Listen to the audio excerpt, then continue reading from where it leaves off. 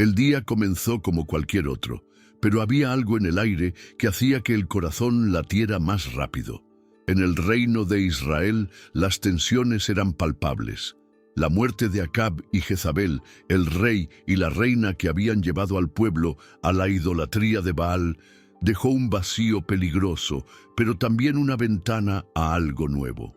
El pueblo estaba dividido, desorientado, sin saber hacia dónde dirigirse.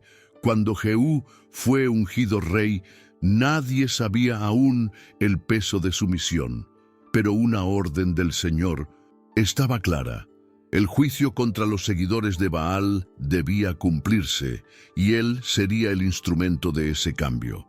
Lo que nadie sabía, pero todos presentían, era que algo profundo e irreversible estaba a punto de suceder.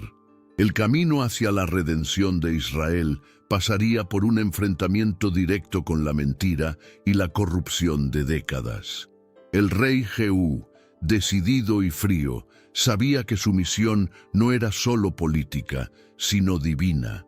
Convocó a los seguidores de Baal, prometiendo una gran celebración al Dios que muchos aún adoraban en secreto. El templo de Baal estaba a punto de llenarse de gente, todos reunidos con una expectativa equivocada, creyendo que su adoración sería aceptada. Pero la estrategia de Jehú era clara. En lugar de sacrificios a Baal, sería la propia adoración a Baal la que pagaría el precio. El pueblo aún no lo sabía, pero las escaleras de ese templo, que antes eran un lugar de celebración de la mentira, serían el escenario de un evento que cambiaría la historia de Israel para siempre. El templo de Baal estaba repleto de gente. Sacerdotes, adoradores, personas de todas las partes del reino se reunían para rendir culto al dios pagano. Estaban listos para lo que pensaban que sería la mayor celebración jamás realizada. Entre los presentes había una confianza ciega en las tradiciones que se habían transmitido de generación en generación, sin cuestionamientos. Era más que un culto. Para muchos era una práctica arraigada en sus vidas, una creencia de que Baal traería prosperidad y protección. Pero la presencia de Jehú, con sus soldados bien armados, era un recordatorio de que el tiempo de la ignorancia había llegado a su fin. Cuando los sacerdotes se prepararon para iniciar los rituales, algo parecía extraño. El aire estaba pesado, como si la propia tierra estuviera esperando algo que estaba por suceder. Nadie podía imaginar lo que se avecinaba, pero algo dentro de ellos parecía saber que la adoración al falso Dios estaba a punto de ser interrumpida de manera drástica. Jehú no perdió tiempo. Cuando todos estaban en el templo, listos para el sacrificio, hizo su movimiento. Con una calma implacable, dio la orden de que sus soldados atacaran. El sonido de las hojas cortando el aire y los gritos de los sacerdotes y adoradores comenzaron a llenar el espacio sagrado, que hasta ese momento parecía intocado. Pero ahora, ese lugar que durante tanto tiempo fue el centro de la idolatría, estaba siendo transformado en un escenario de destrucción y juicio. Los seguidores de Baal no sabían, pero estaban a punto de pagar el precio por años de infidelidad y engaño. Jehú y sus hombres no mostraron misericordia. Con cada movimiento, con cada golpe, el templo se volvía más silencioso, y la presencia de Baal, que antes parecía tan fuerte e indiscutible, se disipaba ante la fuerza del verdadero Dios. Cuando el último sacerdote cayó, el templo estaba en ruinas, un lugar de desolación donde antes se celebraba la mentira. El pueblo de Israel fue testigo de lo que parecía imposible, la caída de un Dios falso, y con ello el despertar a la verdad de que la verdadera adoración y fidelidad pertenecían a Dios, el Señor de Israel. Tras la destrucción del templo de Baal, una sensación de alivio se apoderó de Jehú, pero no fue un alivio cualquiera. Había algo más profundo, algo sagrado que ocurría en ese momento. Israel había sido liberado de una opresión silenciosa que duraba generaciones. Pero la tarea de Jehú aún no estaba completa. Sabía que la erradicación de la idolatría debía ser abarcativa y, más importante aún, que la obra de purificación no podía ser solo exterior. Era necesario que el pueblo de Israel fuera despertado a la gravedad de su propia situación espiritual. El rey sabía que la verdadera batalla no solo se libraba en las ruinas de un templo destruido, sino en los corazones y las mentes de las personas. La idolatría no se limita a imágenes esculpidas o altares de piedra. Se instala en las mentes, en los corazones, en la manera en que las personas se entregan a lo que no es Dios. El impacto de ese evento comenzaba a extenderse por todo el reino, pero la cuestión más importante era, ¿el pueblo de Israel, que por tanto tiempo se había dejado seducir por la mentira, podría ahora volver al Dios verdadero? En un momento de reflexión silenciosa, Jehú comprendió el peso de la responsabilidad que ahora recaía sobre sus hombros. No solo había derribado a un Dios, sino que había destruido un sistema de creencias que había corrompido toda la nación. La grandeza de su misión era abrumadora. No podía esperar que solo con un acto de destrucción todo volviera a la normalidad. El verdadero cambio no vendría por la fuerza o la ejecución de sacerdotes corruptos. La transformación verdadera ocurriría cuando los corazones del pueblo volvieran al Señor y su adoración fuera restaurada. La masacre en el templo de Baal fue un primer paso, pero sabía que la batalla contra la idolatría se libraría durante mucho más tiempo. Cada hombre, mujer y niño necesitaría ser tocado. Cada uno necesitaría ser confrontado con la verdad de Dios, de una manera que no dejara espacio para dudas. Y Jehú, con su autoridad real y la fuerza que Dios le había dado, estaba decidido a guiar esa transformación. Pero en su interior sabía que no sería fácil.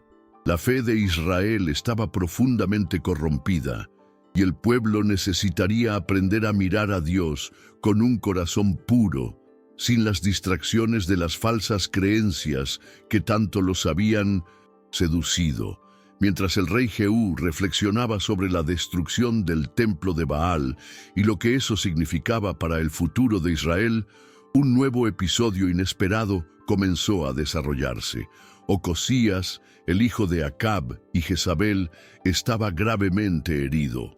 En lugar de volverse hacia el Dios de Israel, lo que se esperaría de un rey, tomó una decisión que reflejaba la continuación de la arrogancia y el desprecio por las palabras del Señor.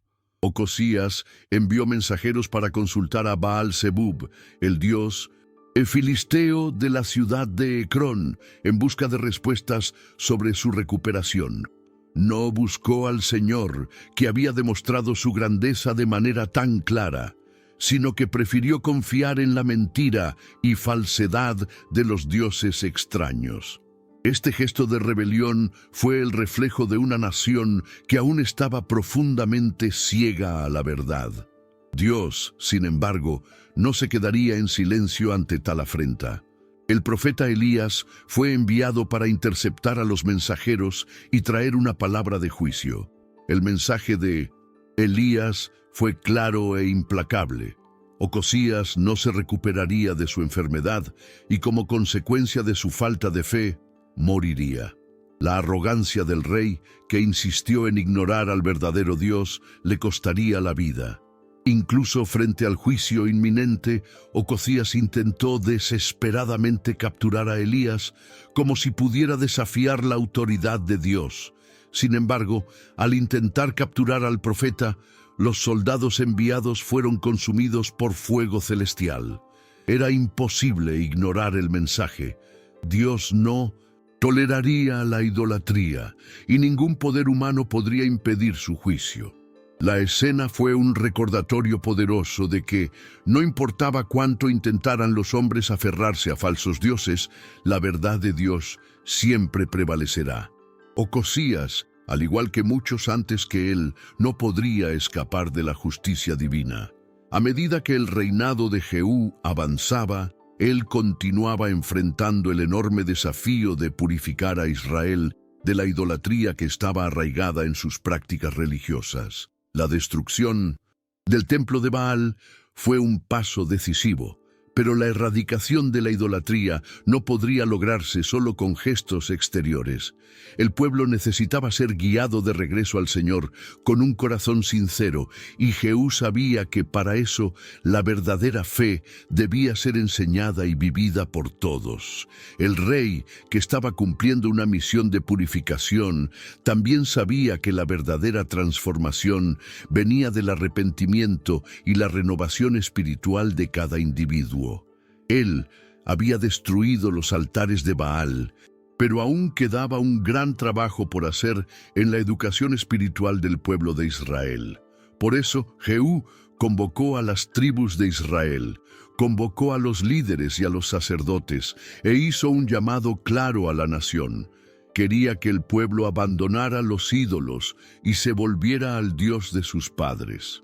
Pero, en su interior, sabía que esta transformación no sería rápida ni fácil. El pasado idólatra era una sombra pesada que se extendía sobre todos, y el pueblo debía enfrentar ese legado de ceguera espiritual. Era más que una simple cuestión de dejar de adorar a Baal, era una cuestión de restablecer una verdadera relación con Dios, un compromiso con la verdad que requería un cambio de vida. Jehú no podía esperar que esto sucediera solo por decreto. La transformación espiritual era algo que debía ser vivido, experimentado y practicado día tras día. El impacto de la destrucción del templo de Baal y del juicio contra los ídolos fue profundo, pero los cambios en el corazón del pueblo de Israel llevarían tiempo. Jehú, como rey, sabía que su misión no estaba completa. Había cumplido la palabra de Dios al destruir los lugares de idolatría, pero al mismo tiempo el comportamiento del pueblo revelaba que las raíces de la falsa adoración eran más profundas que cualquier estructura física que pudiera ser derribada. El rey no podía garantizar que el pueblo se volvería hacia Dios solo mediante leyes o decretos. Lo que se necesitaba era un arrepentimiento genuino, una transformación que debía venir desde adentro. Pero el camino hacia esa transformación no sería fácil. El antiguo sistema de creencias estaba profundamente entrelazado en las tradiciones, en las prácticas cotidianas y hasta en las estructuras de poder del reino. El arrepentimiento no era solo un sentimiento momentáneo, sino un cambio radical en el modo de vivir. Jehú sabía que el trabajo que había comenzado requeriría mucho más que una serie de acciones militares o políticas. Era necesario restaurar la verdadera adoración, una adoración que pusiera a Dios en el centro de la vida del pueblo. El pueblo necesitaría regresar al Señor con sinceridad y con corazones dispuestos a cambiar, y eso requeriría coraje, no solo de Jehú, sino de todos aquellos que realmente quisieran abandonar el pecado y la idolatría. El proceso sería doloroso y desafiante, pues implicaría confrontar todo lo que los israelitas habían aprendido y vivido durante tanto tiempo. El cambio que Dios exigía no podría ser superficial, no, podría ser solo un movimiento temporal. Era un cambio de vida, una conversión verdadera. Aquellos que estaban en Israel observaban atentamente los acontecimientos que se desarrollaban. Muchos comenzaban a comprender que Jehú no era solo un rey poderoso. Él era en realidad un instrumento de Dios para traer juicio y corrección. Él había cumplido con la palabra del Señor al destruir los ídolos, pero no había dejado de clamar por justicia y verdad. El reino estaba en un período de transición, en 1900, el que la verdad estaba siendo revelada, pero la adhesión a la verdad requería un compromiso personal de cada uno. Para aquellos que ya habían sido tocados por Dios, el proceso era claro. El arrepentimiento y la purificación eran esenciales para que el Señor pudiera habitar entre su pueblo nuevamente.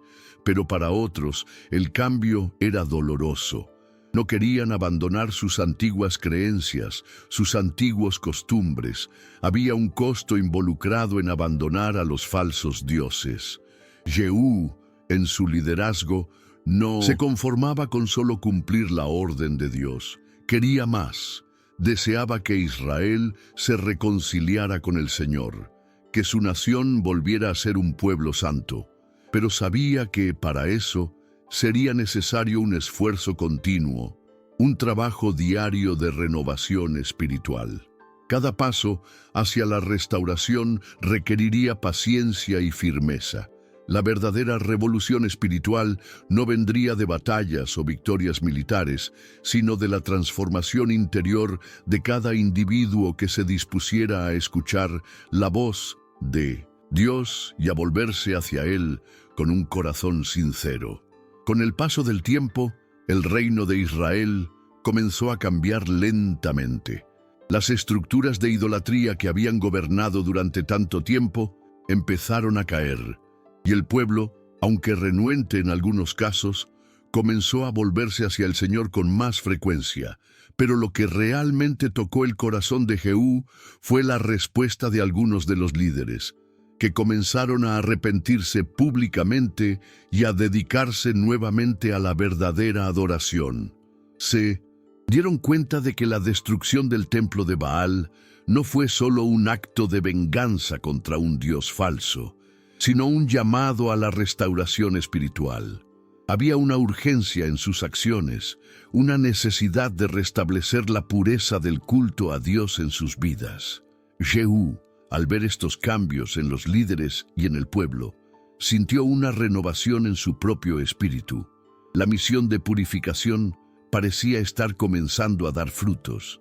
Sin embargo, sabía que el trabajo aún estaba lejos de concluirse. La transformación espiritual no era algo que sucediera de la noche a la mañana. Era un proceso continuo y el pueblo necesitaría ser constantemente recordado de la importancia de permanecer fiel al Señor. Jehú sabía que, mientras él estuviera en el trono, la palabra de Dios seguiría siendo proclamada. La idolatría no tendría lugar en el corazón de Israel,